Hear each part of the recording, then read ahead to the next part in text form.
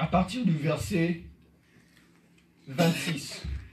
Puis Dieu dit, faisons l'homme à notre image, selon notre ressemblance, et qu'il domine sur les poissons de la mer, sur les oiseaux du ciel, sur les bétails et sur la terre. Et Dieu créa l'homme à son image. Il dit d'abord, et il créa l'homme ensuite.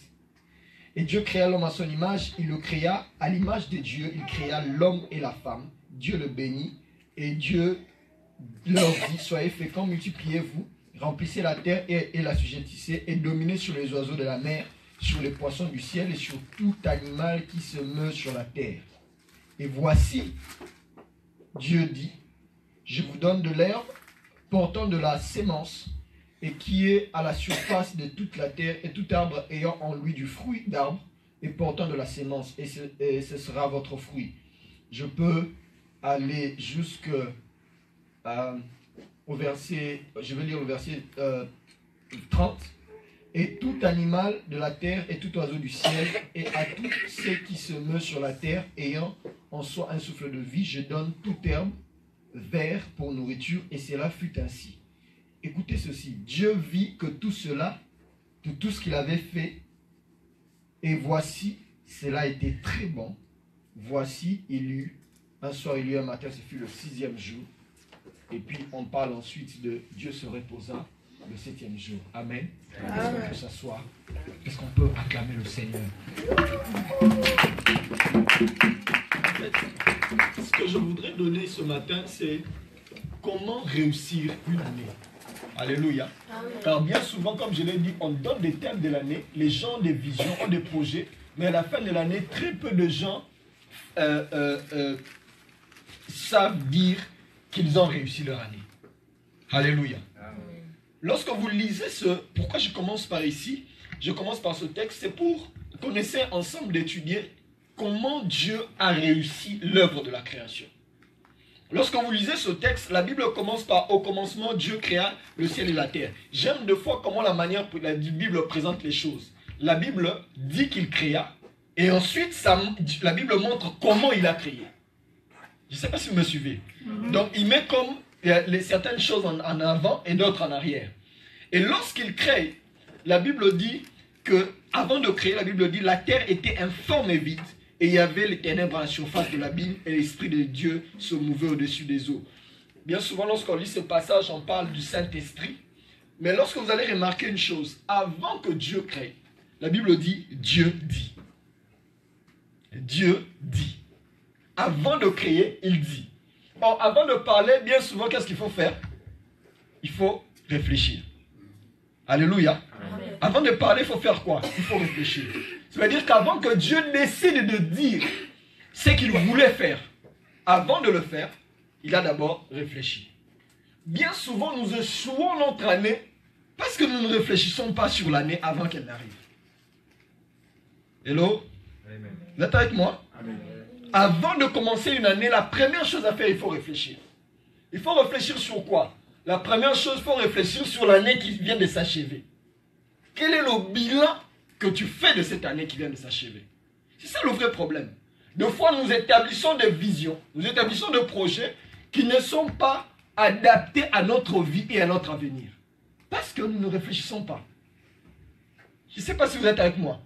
Alors que cette année commence, j'aimerais que tu prennes un petit moment pour réfléchir, te demander, tu es où? Tu vas où? C'est alors que tu pourras établir des visions claires, établir des objectifs clairs par rapport à cette année. Parce que sans vision, rappelez-vous, la Bible dit, sans révélation, le peuple marche sans frein. Il est important que, alors que tu commences une année, que tu te donnes des objectifs clairs par rapport à une année. Qu'est-ce que tu t'attends auprès de Dieu par rapport à cette année 2018? Qu'est-ce que tu t'attends? Par rapport sur ton point de vue spirituel, quels sont les objectifs que tu veux atteindre en cette année 2018? Par rapport au point de vue social, qu'est-ce que tu veux atteindre en cette année? Par rapport sur le point de vue familial, qu'est-ce que tu veux atteindre comme objectif? C'est important que dans le début de l'année, même si on n'a pas un programme clair, mais qu'on sache déjà au départ qu'on ait comme des repères. Alléluia. Amen. Qu'on ait comme des objectifs. Parce que sans objectif, tu vivras l'année non en fonction de toi, non en fonction de tes objectifs, mais tu vivras l'année en fonction du mouvement de la masse. C'est comme ça que vous voyez, certaines personnes, quelqu'un achète une maison, certaines personnes qui n'avaient pas de vision de maison, subitement ils se mettent à acheter des maisons. D'autres veulent acheter une voiture, tout le monde veut acheter. Pourquoi? Parce qu'ils n'avaient pas de vision. Qu'est-ce que tu as comme vision pour cette année? Quels sont les objectifs que tu te donnes? Je peux vous rassurer que tout homme doit avoir des objectifs. Amen. Tout homme. Quel que soit ton niveau, tu dois avoir tes objectifs. Vous savez, quand j'étais élève, mon premier objectif, élève ou étudiant, le premier objectif de l'année pour moi, c'était de passer ma classe. C'était de passer les classes. Le seul objectif que j'avais, c'était de passer les classes. Je faisais tout pour passer ma classe. Et en tant qu'élève, pour ceux qui sont élèves ici, les Anna et les autres, votre premier objectif de 2018, c'est d'être passer la classe. Et passer votre classe avec des bons points. Mais en tant que parent, quels sont vos objectifs? En tant que mari et femme, quels sont vos objectifs pendant cette année? Avant de commencer même à faire des choses, prenez le temps en ce début de l'année de s'asseoir un moment et de réfléchir. Alléluia. Amen. Je ne sais pas si vous êtes avec moi. Amen. La Bible dit, celui qui réfléchit sur les choses trouve le bonheur. Vous savez, le bonheur ne vient pas que d'une femme. Hein? La Bible dit qu'il trouve une femme, trouve le bonheur. Mais le bonheur vient aussi par la réflexion. Celui qui réfléchit sur les choses trouve le bonheur. Tu veux réussir en cette année? Commence d'abord par réfléchir sur ta propre vie. Où est-ce que tu es? Quelles sont les choses que tu voudrais atteindre demain? Quelles sont les choses, tes priorités pour cette année prochaine? Quelles sont les choses qu'il faut absolument avoir cette année? Parce que dans la vie d'un homme, tu ne peux pas avoir les mêmes choses, traîner certains problèmes pendant 10 ans. Non. Dans la vie, Dieu nous a créés de manière à ce que nous puissions évoluer. Que chaque jour qui passe, qu'il y ait comme une évolution de notre vie. C'est pourquoi, avant toute chose, pose-toi des questions. Et pose-toi les vraies questions. Où est-ce que tu es? Et où est-ce que tu veux aller? C'est ça ce que la Bible dit. Dieu se dit en lui-même, il faut que je crée. Il y avait quelque chose de sans forme, un vide, sans forme. Les ténèbres étaient partout. Et Dieu a réfléchi, s'est dit, il faut que je crée. Le premier principe, si tu veux réussir cette année, réfléchis. Alléluia. Réfléchis. Et en tant qu'Église, nous devons aussi réfléchir. Nous ne devons pas seulement prier Dieu. Alléluia. Nous devons aussi réfléchir comment faire les choses. Comment faire les choses. Réfléchis sur ta vie. D'où est-ce que tu es venu? Et où est-ce que tu vas? La première chose, il faut que tu réfléchisses. Est-ce que tu réfléchis? Vous savez, il est comme démontré à une époque, c'est comme si ceux qui aiment les choses spirituelles réfléchissent moins. Alléluia. Amen. Alléluia. Amen. Vous êtes avec moi? Je sais qu'il fait un peu froid. Je vais un peu vous secouer un peu. C'est comme si quand on est trop spirituel, on ne peut pas réfléchir. Je parlais avec maman Janine, je lui disais à une époque, j'étais tellement spirituel. J'étais tellement un homme de foi j'ai posé des actes sans réfléchir. Et des fois ça s'est retourné contre moi. Et je disais, mais Seigneur, j'avais agi par la foi. La foi et la spiritualité n'est pas incompatible avec la réflexion. Alléluia. Amen. Lorsque vous lisez la Bible, vous verrez que lorsque Jésus a demandé à Bartimée, que veux-tu que je fasse de toi? Bartimée a répondu. J'ai aimé ce que quelqu'un m'a dit au téléphone. Il m'a dit, si Bartimée avait demandé pas seulement de voir, mais il avait demandé autre chose, certainement Jésus allait lui donner. Parce que si vous lisez ce texte de Bartimée, la Bible dit, il a dit, fils de David, que je voie. Et Jésus lui a dit, qu'il te soit donné selon ta foi. Donc Dieu lui a donné par rapport à ce qu'il a sorti de sa bouche. C'est pourquoi avant de faire des déclarations, avant de se lancer dans des choses, assieds-toi un peu, réfléchis. Des fois nous recevons les choses en dessous du niveau dans lequel Dieu a prévu pour nous, parce que simplement nous n'avons pas eu le temps de réfléchir. Qu'est-ce que tu veux que Dieu fasse pour toi cette année? Quelles sont tes attentes par rapport à toi-même, par rapport à Dieu? Réfléchis. Alléluia. Amen. Alléluia. Amen. Est-ce qu'il y a quelqu'un avec moi? Amen. Alléluia. La deuxième chose que nous devons faire, c'est toujours dans ce passage que nous avons lu. Après avoir créé le premier jour, la Bible dit, et Dieu, verset 5, Dieu appela la lumière jour, il appela les ténèbres nuit. Ainsi, il y eut un soir, il y eut un matin, et ce fut le premier jour. Lorsque vous lisez en bas, vous verrez que la Bible dit, chaque jour que Dieu créait, il disait, cela était bon. Alléluia. Avant de parler de ça, je voudrais dire quelque chose. Vous allez remarquer que lorsque Dieu a créé le ciel et la terre, il n'a pas créé les choses en désordre. Alléluia. Amen. Dieu n'a pas commencé par créer l'homme. Mais il a commencé par créer la lumière, à séparer la lumière avec les ténèbres. Ensuite, il a créé le ciel et la terre. Ensuite, il a créé les eaux, les animaux. Et c'est seulement à la fin que Dieu a créé l'homme. Lorsque vous lisez ce passage de la création, vous verrez que Dieu a fait les choses par ordre de priorité. Je ne sais pas si vous êtes avec moi. Amen. Comment l'homme pouvait-il exister dans un milieu où il n'y avait pas de terre? Comment, même s'il y avait la lumière, ok, les astres, ok, il y a la terre, ok, mais il n'y avait pas de quoi manger. Dieu ne pouvait pas mettre l'homme dans une surface où il n'y avait pas de quoi manger, sinon il allait mourir de faim. Donc Dieu, avant de faire les choses, lisez ce texte, étudiez-les à la maison. Vous verrez que tout ce que Dieu a fait, c'est par ordre de priorité. D'abord le ciel et la terre pour séparer le jour et la nuit. C'est alors qu'on a commencé à parler, il y a eu un jour, il y a eu un matin, c'est le deuxième jour. Donc sans la lumière et la terre, les astres et tout ça, on ne pouvait pas parler de jour. Et c'est seulement après la pluie, l'eau, la terre, les poissons, tout ça. Et l'homme n'est venu qu'au 6e jour.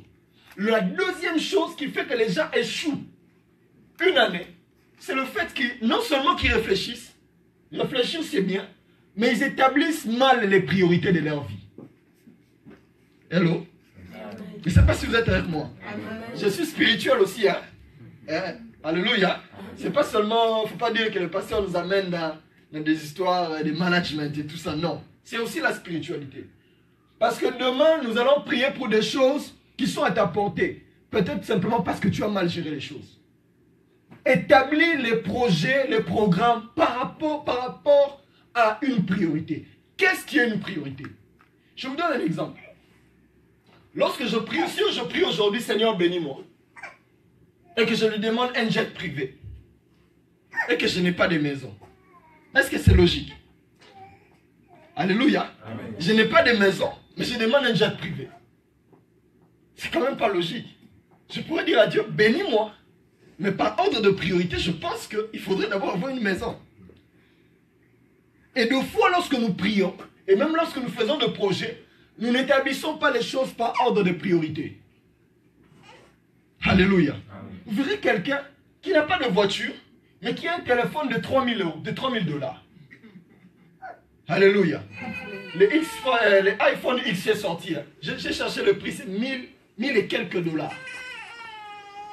Minimum 1500 $. Quelqu'un qui n'a pas de voiture, mais qui a un téléphone de 1500. Est-ce que c'est normal? Ce n'est pas une priorité. Alléluia. Des fois, Dieu nous bénit. Des fois, Dieu met réellement la bénédiction entre nos mains. Mais nous-mêmes, dans notre manière de faire les choses, nous le faisons mal. Quelle est la priorité pour toi cette année? Quelle est la priorité? Tu pries à Dieu, c'est bon. La Bible dit, vous ne recevez pas parce que vous demandez mal. Des fois, nous demandons des choses à Dieu, des choses que nous sommes censés demander dans 10 ans. Mais nous les demandons aujourd'hui. Au lieu de se concentrer sur des choses qui sont prioritaires. Quelle est la priorité dans ta vie cette année? C'est ça ma question. Quelle est la priorité? Si tu établis les priorités, c'est alors que tu sauras chercher Dieu. C'est alors que tu sauras travailler et que tu auras du résultat. Parce que si cette année je me décide de chercher un jet privé, honnêtement, c'est de la... Je ne dis pas que c'est peine perdue. Dieu peut faire un miracle, mais c'est déjà trop compliqué. Par rapport aux ressources que j'ai maintenant, je ne suis pas en mesure d'aller vers un jet privé. Mais il y a des choses par rapport aux ressources que Dieu m'a données que je peux atteindre dans cette année. Je ne sais pas si tu es avec moi. Amen. Quels sont les objectifs que tu dois atteindre dans cette année? Quelles sont les priorités? C'est vrai que la Bible dit, cherchez premièrement le royaume. C'est ça que ça doit être ta priorité. Numéro 1, travaille ton intimité avec Dieu. Mais au-delà de ça, quelle est ta priorité? Quelles sont les choses que tu dois absolument atteindre cette année? C'est la question que j'aimerais te poser ce matin. Peut-être que tu n'as pas de réponse, mais en rentrant ce matin chez toi, réfléchis. Quelles sont les priorités? Des fois, les gens mettent, comme on dit en français, la charrue avant le bœuf. Alléluia. Amen. Vous savez, la priorité, c'est quoi? C'est établir les choses selon le vrai besoin que nous avons. C'est ça la priorité. Quel est le vrai besoin que tu as? Spirituellement, socialement, matériellement, quel est le vrai besoin que tu as? La priorité, c'est les choses pour lesquelles, dont tu ne peux pas vivre sans ça maintenant. Je donne un exemple. On te propose deux choses à faire le choix. On te propose entre un repas, parce que tu n'as pas mangé depuis le matin, et on te propose un ticket pour acheter un jean dimanche dans une semaine. Quelle est la priorité? C'est le fait de manger. Ce n'est pas le jean. Alléluia. J'aimerais que tu réfléchisses cette année. Que tu n'ailles pas, tu n'abordes pas 2018 comme on dit en lingala. Ça va venir. Alléluia. Établis les priorités. Quelles sont les priorités? Et comme j'ai dit, la première priorité pour Dieu, c'était de créer la lumière, de mettre les eaux, de mettre la terre, de tout faire. Et c'est seulement à la dernière minute qu'il a établi l'homme. Tu sais, lorsque tu fais les choses par priorité, même si les hommes croient que tu es en train de tourner en rond, parce que des fois nous faisons les choses pour plaire aux gens. Je ne sais pas si vous me comprenez. Des fois nous faisons les choses pour que les gens voient que moi aussi, j'ai ceci. J'ai appris à ne pas faire les choses sous la pression des gens. Alléluia. Amen. Ne fais pas les choses dans cette année sous la pression. Établis les choses par rapport à toi-même. Quelles sont tes priorités? Quelles sont tes priorités? Et en matière de priorité, il y a toujours des priorités, il y a toujours des projets à court terme, à moyen terme et à long terme. Quelles sont les choses que tu peux te dire que d'ici 3 mois, je dois accomplir? D'ici 6 mois, je dois accomplir. D'ici 9 mois, je dois accomplir. Et d'ici 12 mois, je dois accomplir. Parce qu'une année a 4 trimestres. Qu'est-ce que tu peux te dire en 3 mois, je dois faire? C'est comme ça qu'on réussit une année. Alléluia. Est-ce que ça... vous êtes avec moi? Amen. Établis les priorités. Établis les priorités. Lorsque vous regardez maintenant, comme je disais, chaque fois que Dieu créait la terre, créait quelque chose, chaque jour il disait, cela était bon. Le premier principe, j'ai dit, il faut réfléchir. Le deuxième, j'ai dit qu'il faut établir les priorités. Troisième chose, lorsque tu seras en train de... Vous savez, quand tu as réfléchi, tu sais exactement ce que tu es censé faire. Et lorsque tu commenceras à exécuter, ne soyez pas de ceux qui cuisinent jusqu'à la fin. Et c'est seulement à la fin, il vient essayer si le sel... comme on dit en lingala, moué coquille. Alléluia. Amen. Et même nos mamans nous ont montré que même quand on cuisine, de temps en temps, il faut mettre un peu dans la langue pour savoir est-ce que le piment marchait, est-ce que ceci, est-ce que cela. À chaque fois que tu seras en train de réaliser tes projets, aie l'habitude de faire comme des bilans. Au bout de 3 mois, fais un bilan. Au bout de 6 mois, fais un bilan. Chaque fois que tu avances, aie l'habitude de faire un bilan. Je te donne un exemple. On se donne cette année, alléluia, d'avoir minimum d'avoir à peu près 60 personnes ici. Alléluia. Maintenant, ce que nous allons faire, c'est quoi? Nous n'allons pas attendre la fin de l'année pour demander si on a 60 personnes. Ce que nous allons faire, c'est quoi? C'est d'ici mars, on va se demander combien se sont ajoutés. Si nous savons que personne ne s'est ajouté, au moins, là, on se dit, c'est qu'on n'a pas bien travaillé. Si on a des gens qui se sont ajoutés, oui, combien? Pourquoi? Si ça n'a pas vraiment marché, pourquoi ça n'a pas marché? Et ensuite, on peut se dire, ok, dans les 3 mois prochains, qu'est-ce qu'on peut faire pour évoluer dans notre démarche? Bien-aimé, ne vis pas comme on dit,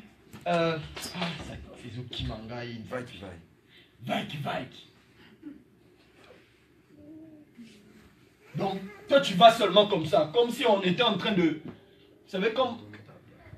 Pardon? Il faut parler, on est tous ensemble. Pardon? Ah! Donc, on est en train de t'amener seulement comme ça. Non. Dans la vie, à un certain moment, il faut savoir s'arrêter.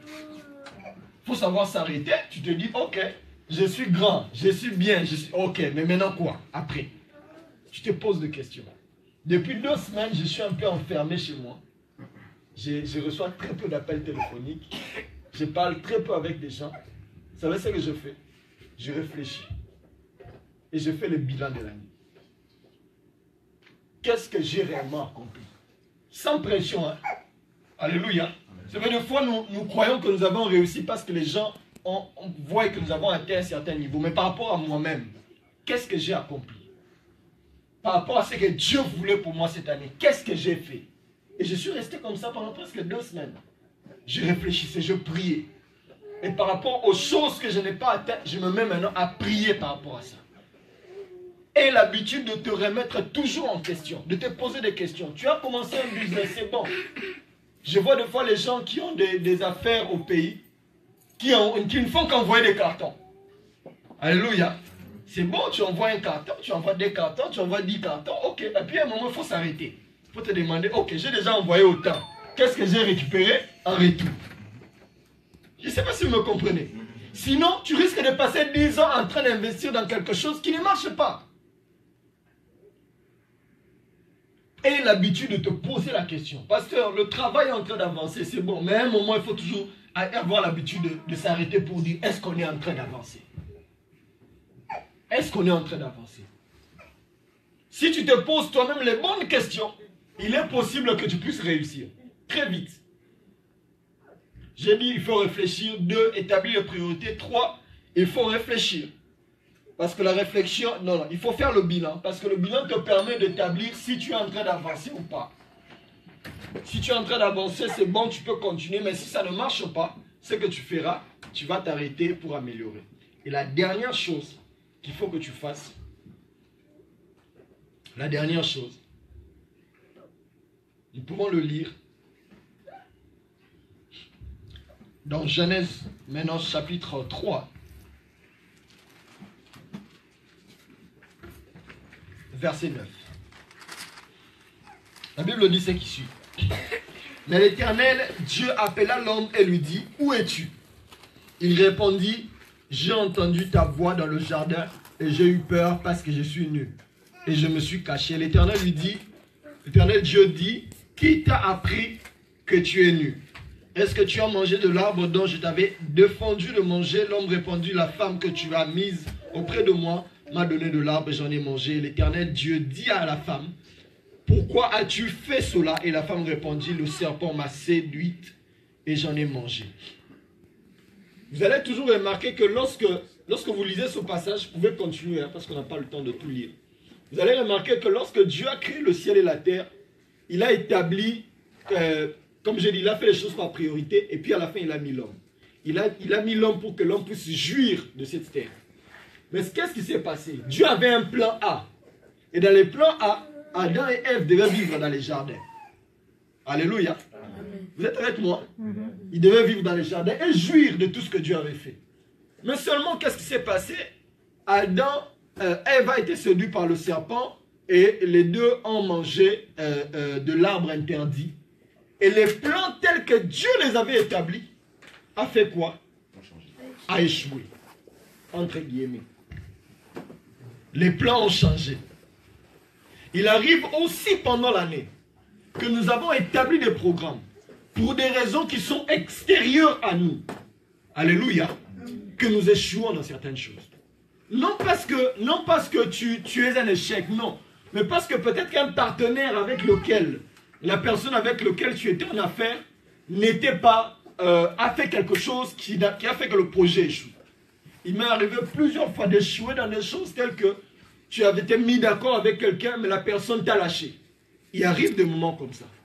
Dieu avait établi des choses, mais l'homme a fait échouer les plans de Dieu. Mais lorsque un projet échoue, ou quelque chose qu'on avait établi comme objectif échoue, Ça peut être notre faute, mais surtout, j'insiste ici sur le fait que ça peut venir des éléments extérieurs à notre vie.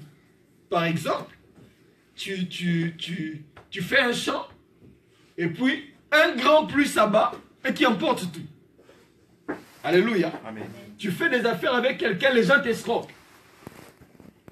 Vous voyez, il y a toujours des choses qui peuvent venir de l'extérieur, qui peuvent faire que ce que tu as prévu pendant l'année échoue, ou pas totalement ou partiellement.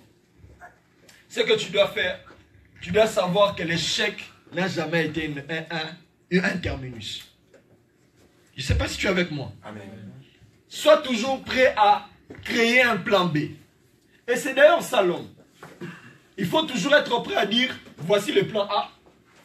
Si ça ne marche pas, je dois être capable de basculer sur le plan B. C'est important. Vous savez, en tant que parent, on a toujours ça. On a toujours le compte, le saving account et le checking account. Mais on a aussi comme les mamans disent, Songali-puta. Alléluia. Amen. Les mamans africaines savent ça. Elles ont toujours un petit ça là qu'on garde au coin là. Pour que quand les choses tournent mal, elles savent réagir. Oh, des fois, au début de notre mariage, des fois, je disais à ma femme, oh, mais tu me mens. Comment tu peux me mentir comme ça que tu n'as pas d'argent? Alléluia. Amen. Tu lui demandes, tu as l'argent, on n'a rien. Ok. Et puis tu sors là, tu reviens. Oh, mais tout ça vient d'où? Non, mais j'avais un petit 20 que j'avais caché là-bas. Je dis, oh, mais non, mais. Donc toi, tu n'es pas honnête avec moi. Elle me dit, non. Ça, c'est le plan B. Les mamans doivent toujours avoir les plans B. Alléluia.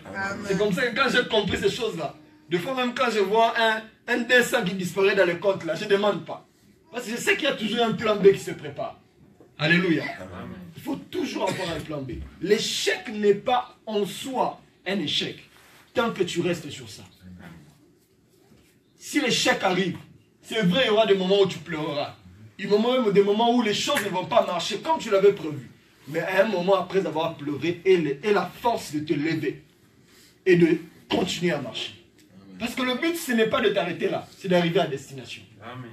Si vous lisez l'histoire des grands hommes dans le monde, vous verrez que les grands hommes dans la vie ont été des gens qui ont vécu des grands échecs.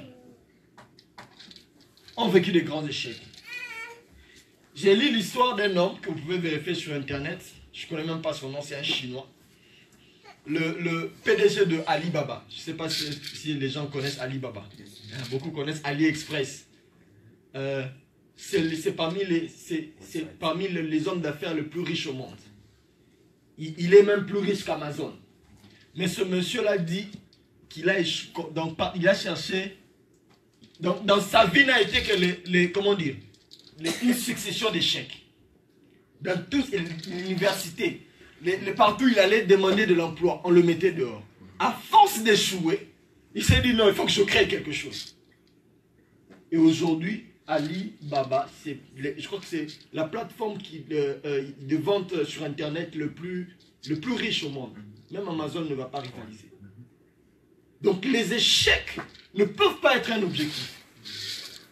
Les échecs ne peuvent pas être un objectif. Même si tu échoues dans quelque chose cette année, je prie que tu te relèves très vite. Parce que les échecs peuvent venir. Ça peut venir de nous-mêmes, ça peut venir du diable. Ça peut venir de Dieu. Mais rappelez-vous de ce passage qui dit « Toutes choses concourent au bien de ceux qui aiment Dieu et de ceux qui sont appelés selon ses desseins. » Même lorsque les difficultés arriveront, ne reste pas à pleurer sur ce que tu as perdu. Mais regarde ce que Dieu est capable de faire demain. Alléluia. Il m'est arrivé de perdre des choses. J'ai pleuré pendant des mois. Et puis à un moment, je me suis dit, non, il faut que je me relève. Et j'avance. Et je peux vous rassurer, lorsque le diable te met des embûches demain, lorsque l'ennemi te met des embûches, lorsque tu échoues, si tu te relèves par la grâce de Dieu, un miracle est toujours devant nous. Un miracle est toujours devant nous. Ne reste pas à pleurer sur des choses que tu as perdues, mais regarde à ce que Dieu est capable de faire. En cette année, je m'aurais que tu n'avances pas sans objectif. Quel est ton objectif pour cette année? Tout le monde doit pouvoir avoir un objectif. Tout le monde. Même si tu es marié, tu dois avoir un objectif en tant que femme, en tant que père. Et certains objectifs sont pour maintenant, d'autres même pour 5 ans. Quels sont tes objectifs par rapport à tes enfants? Tu n'es peut-être pas marié, mais quels sont tes objectifs en cette année? Quels sont tes objectifs? Dans ce pays où nous avons des contraintes, établis des objectifs. Alléluia. Si tu n'as pas de voiture, donne-toi d'ici 3 mois à avoir une voiture. Alléluia. Si c'est les études que tu veux faire, donne-toi à les commencer. Si ça ne marche pas au départ, ce n'est pas grave, mais avance, continue d'avancer. Je m'aurais que cette année, au bout de 5-6 mois, que des gens viennent ici pour dire, pasteur, voilà les décisions que j'avais prises, voilà ce que j'ai accompli comme chose dans les 6 mois. Alléluia. J'ai toujours dans ma vie deux périodes. La première période, c'est fin de l'année, début de l'année. Où d'une part, j'ai réfléchi sur l'année qui vient de se passer pour établir le bilan. Et j'établis les projets de l'année prochaine. Et j'ai une deuxième période, c'est au mois de juin. Comme je fête mon anniversaire le 20 mai, donc c'est cette période-là, entre le 20 mai jusqu'au mois de juin, où je réfléchis sur la première partie de l'année. Qu'est-ce que j'ai déjà accompli? Je ne sais pas si vous me comprenez. Je me pose des questions au mois de juin. Qu'est-ce que j'ai déjà accompli par rapport au plan que je m'étais donné? Si je n'ai rien accompli, alors je me dis là, il faut se lever. Si j'ai déjà accompli, qu'est-ce que je peux faire de plus? Je m'aurais que tu ne... Vous savez, des fois, pasteur, on accuse les pasteurs de ne pas avoir l'onction inutilement. Deux fois, on accuse les pasteurs de ne pas bien prier pour les gens. Non, deux fois, c'est simplement nous-mêmes qui ne savons pas bien gérer les choses. Je prie que cette année, que tu fasses les choses par priorité. Amen. Quelle est ta priorité de ta vie cette année? Je crois qu'il faut aider la famille. Je crois qu'il faut penser à la famille qui sont en Afrique. Mais quelles sont tes priorités? Je prie qu'à la fin de cette année, que nous ayons des gens qui disent voilà où j'étais et voilà où je suis aujourd'hui. Amen. Parce qu'on ne prie pas seulement pour aller au ciel. Alléluia. Amen. Jésus reviendra, on ira au ciel. Et moi j'irai au ciel. J'espère que tu iras au ciel avec nous. Amen. Alléluia. Amen. Mais entre-temps, est-ce que nos vies ne peuvent pas s'améliorer? Est-ce qu'on ne peut pas avancer? Est-ce qu'on ne peut pas avancer dans la vie? Et je prie que cette année soit une année où tu vois la main de Dieu. Amen. Si tu as une vision claire comme ça de la vie, même quand tu pries avec exactitude. Tu sais que voilà ce que moi je demande à Dieu. Et j'ai toujours, en cette période, avec ma femme,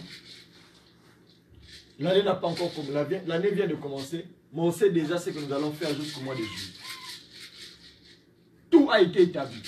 Même si les choses, comme on a dit, les plans A, les plans B peuvent venir, c'est vrai, mais on a déjà une idée de on est où et on va où. Ne vis pas une année comme si on t'amenait à... comme les moutons qu'on amène dans un abattoir. Ils ne savent pas où est-ce qu'ils vont. Non, tu es un homme, Dieu t'a créé à son image et à sa ressemblance. Autant Dieu a réfléchi hier, autant Dieu veut que tu réfléchisses. Autant Dieu a réussi la création, autant Dieu veut que tu réussisses cette année. Et je prie que Dieu te fasse réussir cette année. Je ne sais pas si j'ai parlé à quelqu'un.